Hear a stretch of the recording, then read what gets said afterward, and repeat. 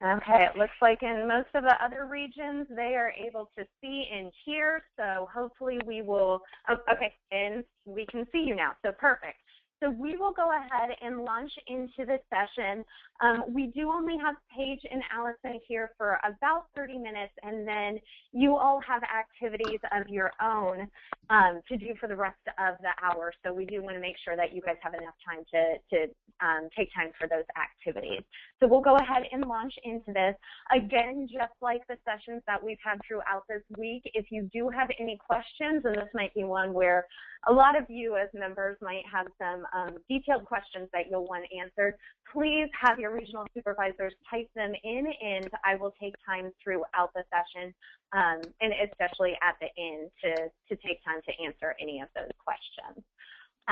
Paige and Allison, you guys are both on, are now unmuted. I do have your bios here if you would like me to read your bios, but I think it might be a little bit more meaningful if you just take a few minutes to start us out by introducing yourselves and maybe telling us what year you served in as an AmeriCorps member and where you served and sort of what your project was like.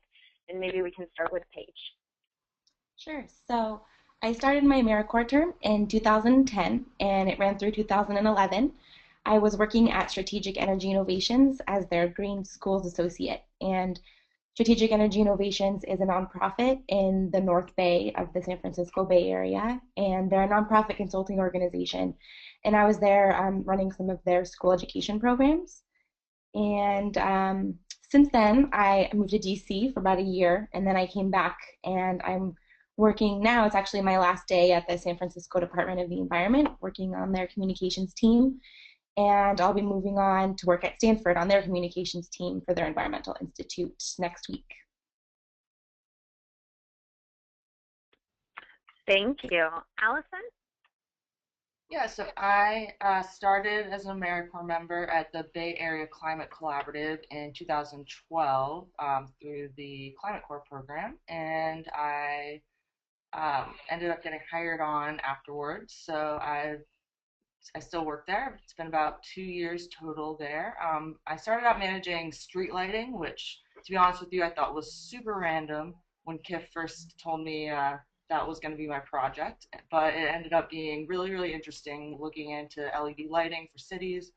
Now I'm working on that project still, as well as several other projects working with schools and municipalities for BACC. We're based out of San Jose, and I live in San Francisco. Mostly telecommuting, but it's so far been a very interesting job. Excellent. Both of you guys are having to commute from San Francisco, Paige a little bit further now, starting now. So we'll see how that goes for both of you guys. We have just a few questions that we've set aside to sort of prompt discussion. And again, members in the different regions, please feel free to ask questions as we go through this session. We develop these prompts to sort of start the discussion, but we definitely want to hear from you and hear the questions that you might feel are most important to you right now. But to start us off, and if we want to keep on going, you know, Paige answers first and then we go to Allison, that seems like a solid approach. So if you could answer, what was the most rewarding aspect of serving as an AmeriCorps member? For me, it was really getting the opportunity to finish college and move straight into a staff position. When I graduated, there were not very many opportunities for current grads in the job market. So being able to take on a full-time staff position at an organization straight out of college was really helpful for me. I was able to put that on my resume as a full year of work, and that really helped me kind of launch my career. And I also, Climate Corps and the AmeriCorps program that I was in helped create a really great network for me. And I'm still friends with a handful of people that were in my program. And that's been really helpful just for professional development moving forward. And finally, it was also a great opportunity for me to start out in a job without having to commit, if that makes sense. So I was able to kind of try it out, and I actually did find out that environmental education wasn't my passion, but it kind of helped me figure out where I wanted to go from there.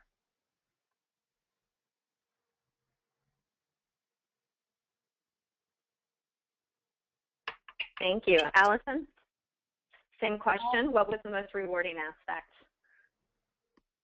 I would say really getting to know the other members, and of course our leaders, Kip and Kristen. But I was new to the area when I joined AmeriCorps. I had only been in the Bay Area. I moved from Florida a few months before I joined AmeriCorps, and so it was really great. I mean, honestly, like I couldn't think of a better way to get a really good kind of overarching view of sustainability here in the Bay Area, to meet a whole lot of people doing really interesting things, who, the people that were members, they've gone on to do very interesting things. And yeah, it was just a really great way to get very well versed in sustainability here in this region. Fabulous. Now, on the flip side, what was the most challenging aspect of serving as an AmeriCorps member? I would say it's kind of obviously it was the money. That was a really big challenge.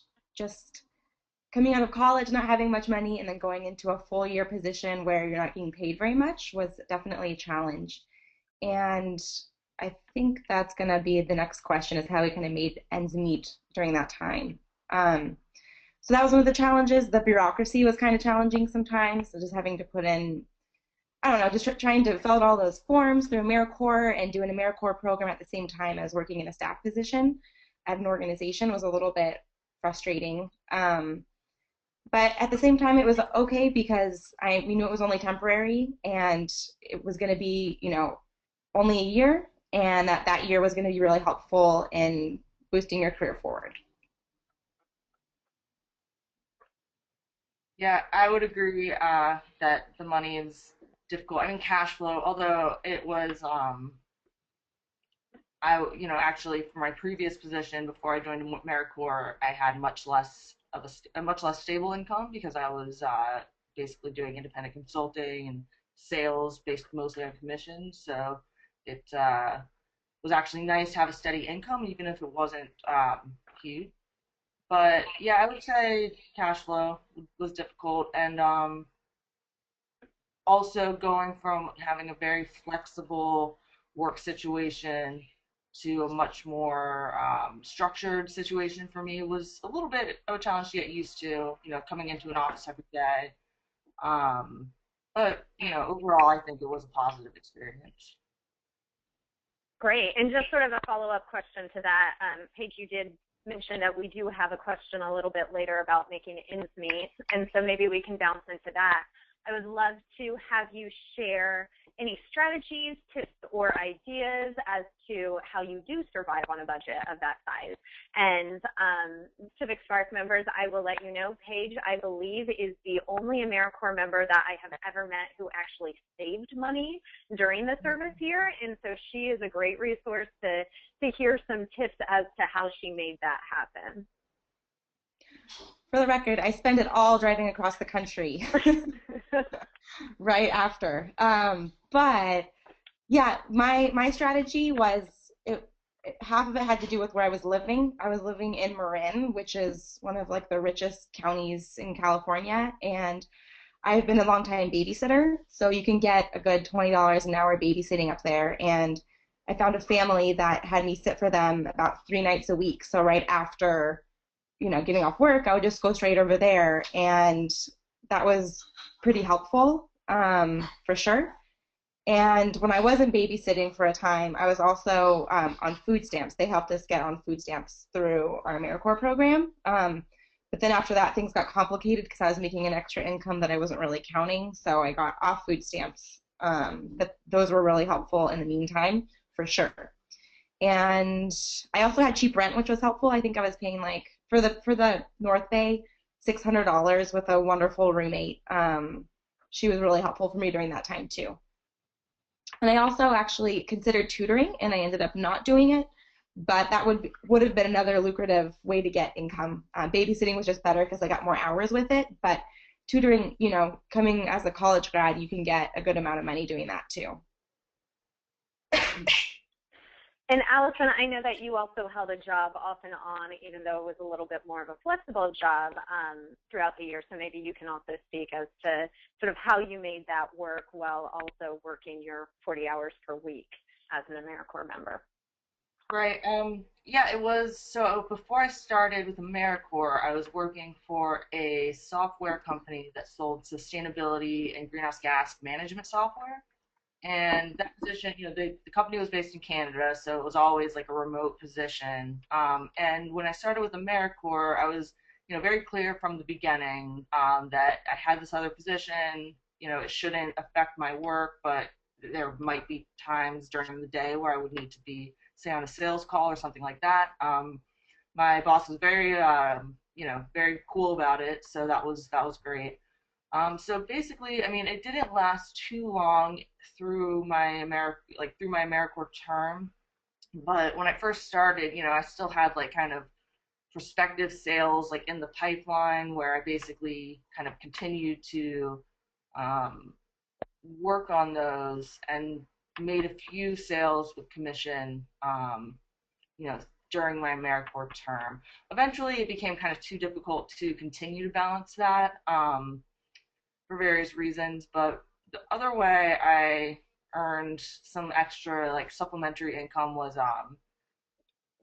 so my parents have quite a few books actually at their house, and so I would actually go and with their permission, but like go and basically through the books, scan them with my iPhone, and anything worth more than like $10 I'd sell on Amazon, and actually make a couple $100 a month selling kind of random stuff like that on Amazon, and help declutter my parents' house, so they were appreciative.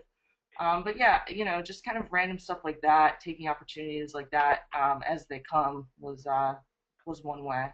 I also found it helpful to date and live with a gentleman who had a very good paying tech job. I could see how that could be helpful. Yeah. Excellent. Sort of switching gears, and it does look like we are going to have some questions that come in regarding budgeting and costs in a little bit, so we'll get back to this topic. But switching gears and thinking a little bit more about your actual project work, what did you find sort of strategies, activities, or resources that were most important to you when it came to actually being able to get your project work done? Was there a lot? Did you have to focus a lot on sort of training beforehand, and what did you do and what resources did you use to make sure that you had everything you needed to be successful in your project? I generally kept in touch with my supervisor about what was going on. I was kind of managing a grant that was a little bit difficult. It was my role to recruit about 12 schools to do this program called Cool the Earth, and a lot of the schools in the area had already done the program the year before, and they didn't really want to do it again. So I was in this situation where I was trying to recruit schools to do a program that they had already heard of that they maybe didn't always want to do. So in one case, I kept checking back with my supervisor about how to get these 12 schools on board, and ended up taking some creative approaches in getting the schools to get on board. In two cases, I did some of the work myself as opposed to the teachers doing work, and I think I made almost my goal, but not quite. But they knew that I tried really hard, and I kept in touch with my supervisor just to let her know, like, this is what I'm doing today with this school, this is what I'm doing tomorrow with the next school, and everyone know that I was doing as good of a job as I could. So that's my pretty much only strategy. The whole program was already set up, so I didn't really need to get any additional resources to do it. And Paige taking in some of the work herself and doing it in those communities ended up with her dressing up like a polar bear, if I remember correctly once. So be flexible, be creative. Alison, thoughts from you? Yeah, so I think I mentioned earlier that I found it a little difficult to kind of go from like to such a structured like in the office everyday environment, kind of keeping track of lots of tasks and stuff. And so I really Back in college, I read the book Getting Things Done by David Allen, and basically it kind of puts forth like a whole strategy for how to manage incoming tasks in a way that, where you can sort of keep on top of things. I really found kind of those strategies to be useful, just to kind of not like go nuts, like with stress of like all these different things, because BACC is very small. There there were four of us, four employees there. So I was mostly just managing the street lighting program, but then also getting kind of like small tasks, managing the interns, managing getting the newsletter out, stuff like that. So it yeah, I found that very helpful. And to kind of echo what Paige said, just kind of keeping an open line of communication with my supervisor was also very important. Because it's great to have goals and targets and things like that, but then reality sets in and you don't necessarily always meet your targets. And just making sure that everybody is aware of what's going on is important. And just being frank about, well, I don't think this is realistic anymore. To say have this event on this date because of X, Y, Z. That doesn't necessarily reflect a personal failing. It's just kind of how things shake out sometimes. So yeah, I would say communication is important. Excellent.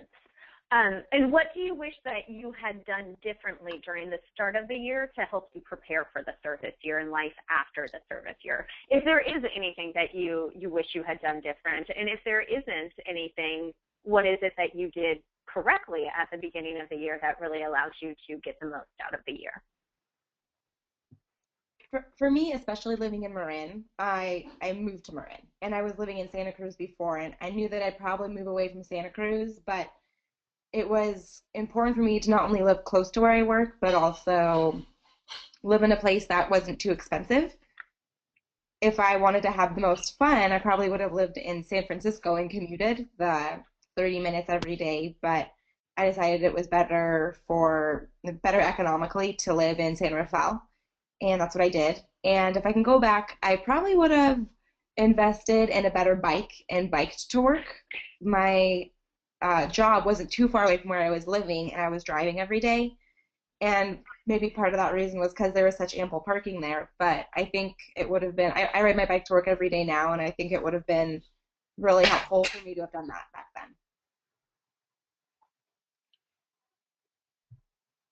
then. And then for me, I would say a couple things. So first of all, I started a little bit late. I think I was replacing somebody. So I think I started about a month or so later than most of the other members.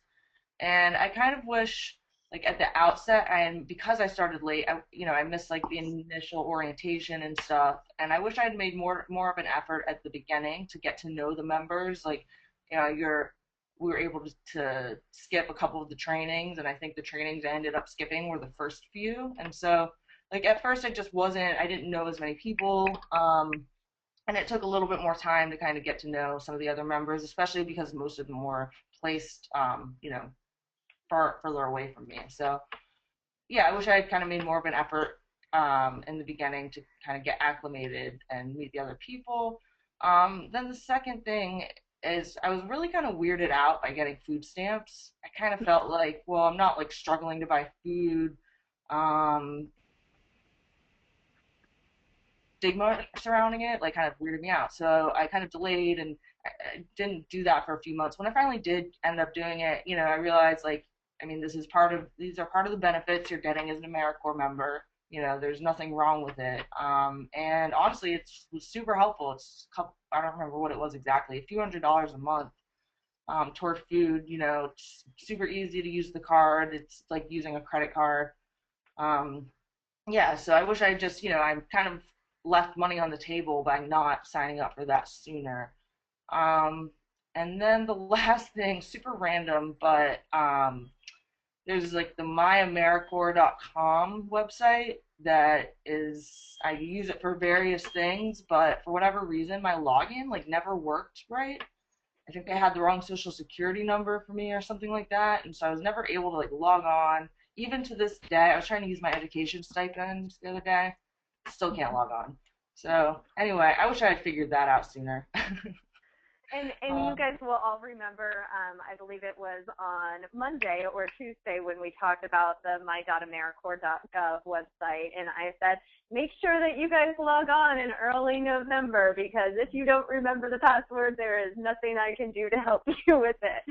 Alison is the key example as to how I am not helpful with that situation. It really is a federal thing, and so if there are any problems, it's better to know about them and take care of them right away. Yes. Excellent. Well, one last question, and this is sort of a little bit more of a broad question, and that's just what other advice would you like to share with these new members, both related to maybe making ends meet and living on that budget, as well as them starting their project work. And this is, of course, a little bit of a different program than Climate Corps because it is statewide, so they're not going to see each other or their entire teams on a regular basis. So maybe with that in mind as well. I would say so an AmeriCorps term is pretty short. It's about 11 months. And so always be thinking about what your next step is after AmeriCorps, even though you just started, and what you're doing in your job now that you like or don't like, that you might want to take with you into your next position.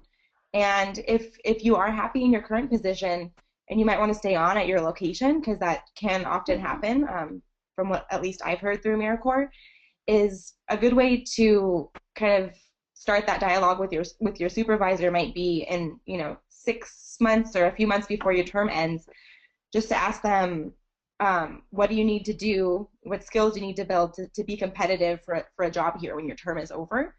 So to just keep thinking about that, treat it like it's your real job, and also to keep informed about what's going on in your own community. That's a great way to kind of bring some new information to the table when you're working in your AmeriCorps term. You can bring it to your job, and they'll probably be impressed that you know what's going on, especially when it comes to issues that relate to your organization or department. And always ask for feedback. That's something that I've always done with my supervisors, and it's been really helpful in seeing where I'm at, seeing where I can go, and knowing what I'm doing well and where I could improve. And I think that supervisors really appreciate that, and it's a good way for you to let them know that you're always trying to improve. Yeah, regarding like getting hired on after AmeriCorps, if that's something that's interesting, definitely just communicating. If that's something that you're interested in, if you think you want to stay at your position or stay with the same organization after AmeriCorps, I think what I did with my boss was basically just say, hey, we had a meeting about basically jobs. AmeriCorps was starting to wrap up, and I asked if we could meet and talk about, whether he could like recommendations for other jobs and kind of just career advice stuff. And then at the end of that meeting, I basically said, well, just so you know, I'd be interested in staying here if you wanted me to. And yeah, basically I got a job offer like the week after that. So yeah, basically just being honest about what you want. And before that conversation though, one of the really nice things about AmeriCorps is like you are only there for a limited time. So it's kind of rare to have the ability to talk to your current boss about like your next job. Most jobs, like you have to kind of not tell your current boss like I'm looking at other jobs, because until it's more certain. So it's a really unique position to be in, to be able to go to your boss and say like, hey, my AmeriCorps term's wrapping up. Can you help me find my next job? And more than likely they will be open to that. So yeah, I think taking advantage of that. I mean, even though I didn't end up getting another position, I found that like being able to take advantage of that was kind of a unique opportunity. And yeah, some like kind of just general advice. Because I manage all the interns at my office, and like I find, and I know I used to do this more too, but I find like a lot of people who are starting. Sorry, I'm getting a Google Voice call. It'll go away in a second. Sorry. I find a lot of people that are starting out in their first job, they are very likely to like apologize a lot, like, or try to make like excuses. Like if they're late on a project or something like that, they'll kind of come up with like a story why or like apologize. And I find that, you know, it honestly, like, first of all, you should never apologize for something, like, unless you really, really, really screwed up.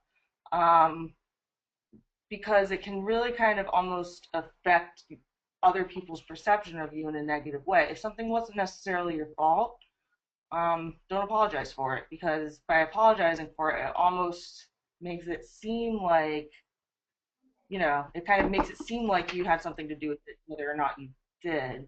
Also, kind of just being more honest and forthright with, asking questions. Don't be afraid to ask questions. Don't be afraid to admit that you don't know how to do something. This is supposed to be a learning experience, and so, no one expects you to have all the answers from day one. That's just sort of some of my general takeaways from managing other people in their first jobs. But yeah, besides that, I would say, enjoy meeting the other people, enjoy kind of learning new things, and just keep an open mind. It's kind of good life advice all around. Yeah, one Excellent. thing I Thank still you. do at my, oh, No, go ahead, Paige. okay, one thing I still do at my job is I ask why. Like my supervisor will come up and say, Paige, I really want you to put this thing together or do some research about this. And I'm like, what's the deal? Why does our department care about this? Why are we doing it? As opposed to just taking assignments. I want to know the context and why it's important for us to do. And, since I'm leaving right now, he told me that the other day. He was like, I really like how you always ask what the context is and why it's important so you can learn too. And I said, cool. It's important for me to do that too. So Definitely. And all of you guys will be working with volunteers in some way. Some of you will be creating volunteer programs and internship programs. So I'm sure that a lot of what Alison was just talking about might be relevant to you. And all of you are just interested in what is going on. You wouldn't be part of Civic Spark if you weren't engaged and if you weren't passionate about this area. And so asking those extra questions, asking the why, understanding the context, understanding why that matters is something that's going to be good for you in being able to complete your tasks, but it's also going to be great because it's going to teach you more as well. So excellent. We have 2 questions up right now for you guys, and there might be a few more that come in. This one might be a little bit of a tricky question to answer, so if you want to opt out, that's absolutely fine. But while you were an AmeriCorps member, did you ever have any problems working with your supervisors? And if so, how did you resolve those issues?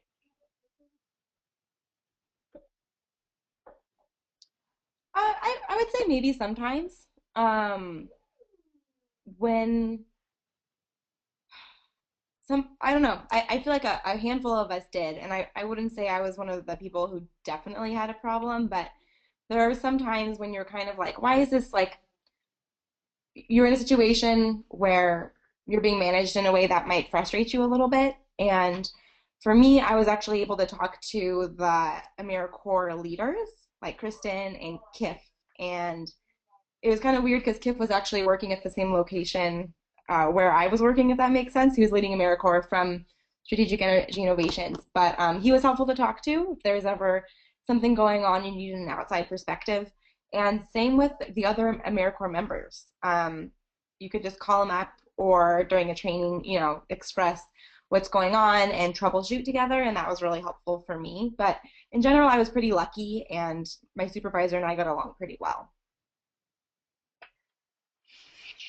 Well, I won't say anything too disparaging since he's still my boss, but in general, I think I got along with my supervisor relatively well and still do, but we definitely have different personalities. He's very like precise. For example, when we have an event, like he gets really weird about like if we have handouts on the table, like everything has to be like at right angles and like all the handouts have to be like the same distance, like really weird stuff like that I think is absolutely bananas. But like, at some level you just have to kind of accept, that this is just how the organization is run and not like let it bug you too much, even if you think it's a little silly. Like for example, there are certain processes that when I first started seemed really like just a little bit like kind of anal, like to basically have the way like he had a very specific way he wanted like calendar invites to be sent, and when I did it a different way, he was like, no, don't do it that way, do it this way. And I was like, okay, like I thought it was kind of weird, but I kind of came to learn that a lot of that stuff is actually there for a reason. It turns out like the way he wanted to do calendar invites was actually, for whatever reason, better than the way I had started trying to do it. So it's kind of sometimes just having an open mind and kind of realizing that a lot of the stuff that might seem kind of strange just could be in place for a reason. And then, yeah, I also found that basically being willing, like when there is, when you feel like you disagree and there's a really good reason, people don't necessarily mind it when you bring that up if you do it in a tactful way. And so there were a few times where, my boss wanted me to do something. I kind of thought, actually, maybe I shouldn't do it this way and should do it this way. And I found that when I kind of brought it up in a reasonable way, he was always open to it. So, yeah. Great advice. SF specific question is transportation and discounts. How did you guys keep commuting and transit costs down? And that actually may not be that relevant to either of you because I'm not sure either of you did that great of a job of keeping transit costs down. But I definitely never worked from home. Mm-hmm. It definitely did not. It's against the rules. So I never did that. I lived by my work, which I drove, but my drive was 10, 12 minutes. So that was a way to keep transit costs down. Unfortunately, in Marin and San Rafael, public transit isn't that great, so my only other option would have been a bike. And I have been able, it just change, you just gotta be open to transportation changes, but I've done that in San Francisco, and my bike ride is 20 minutes from my house, and you arrive like really excited, you've got endorphins going, and it's so much better and so much less expensive than driving a car. And even taking transit takes longer for me here. So kind of depends on the context, but it wasn't bad for me to drive a little bit in San Rafael given the circumstances, and it's even better for me to ride my bike right now. Yeah, I also lived very close to my office. It was about a 10-minute. I was living in Sunnyvale and working in San Jose, so pretty quick drive. Also kind of a counter commute like to the traffic, so never got caught in traffic, which is great. And then, carpooling, if that's an option for you, is of course always good to do. Riding and carpooling is awesome, and yeah, just sharing the expenses with somebody. Great. And one last question, and I am actually thinking back, I'm not sure if either of you did that much professional development outside of sort of your project scopes, if you focused on any other professional development areas. But if you did, what did you find useful about that, and how did you maybe find out about different opportunities for professional development? I tried to go to a green drinks in Marin once, and green drinks are a lot different in Marin than they are in San Francisco. And it was a very interesting crowd, and I will just at least say I did not go back. However, now that I've been living in San Francisco, it kind of depends on where you are and what you have around you.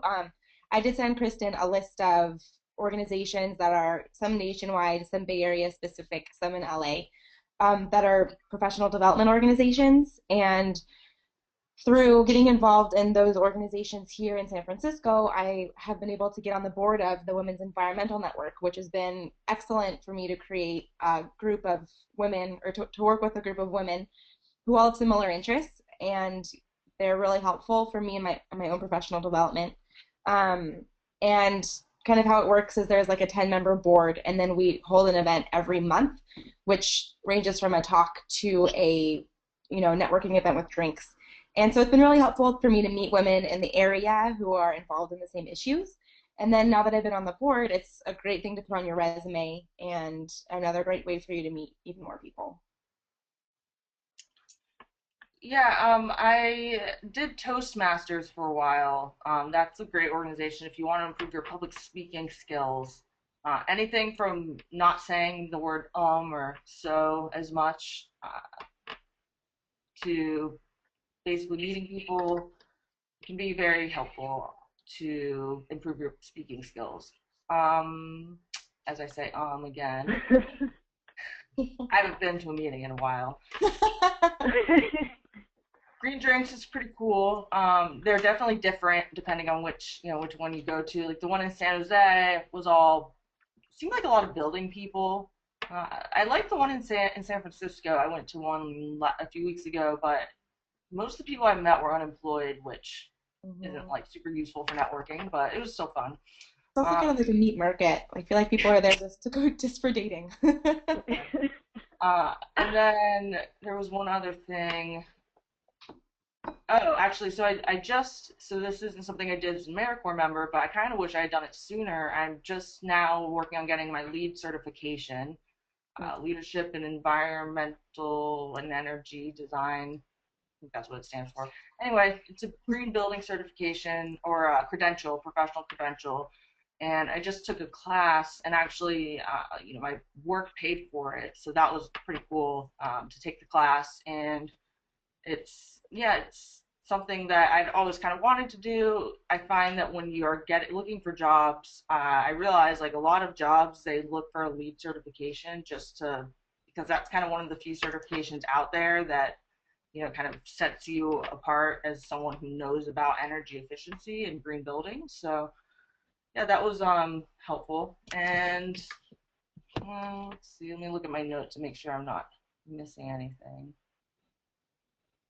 And while Alison looks at her notes, I will point out that to sign up for a LEED certification course and to take the test, you do have to get a note from your current workplace stating how you are actually working on energy and sustainability matters anyways, so you can't just take that class unless you're actually in the field anyways.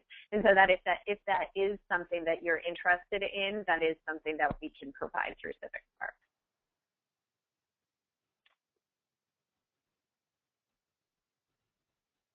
Anything else?